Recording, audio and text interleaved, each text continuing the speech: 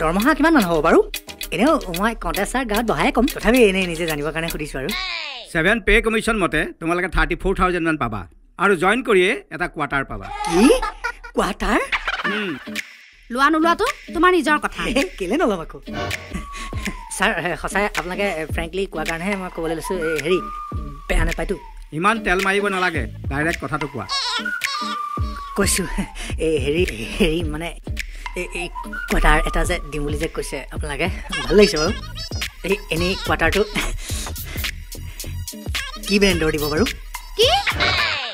নহয় মানে বাইদেউ মোৰ তেনেকুৱা ব্ৰেণ্ড চেণ্ডলৈ কথা নাই ৰেগুলাৰ 8 টাইম 6 টাইম কিবা এটা হ'লে হয় কিন্তু মানে বাইদেউ হেৰি এটা কোৱাৰ্টাৰ দি মোৰ মানে অকণমান শ্বৰ্ট মাৰে যদি পাৰিলে 90 ml ফ্ৰী কোৱাৰ্টাৰটো যদি লগাই দিয়ে ধুনীয়াকৈ মানে ৰিচাটো হৈ যায় আৰু কি বকি আছে এইবোৰ কেলে ছাৰ আপুনি দেখোন কৈছে জইন কৰি কোৱাৰ্টাৰ এটা পাবা বুলি সেইকাৰণে আমি থকাৰ কাৰণেহে কোৱাৰ্টাৰৰ কথা কৈছিলোঁ কি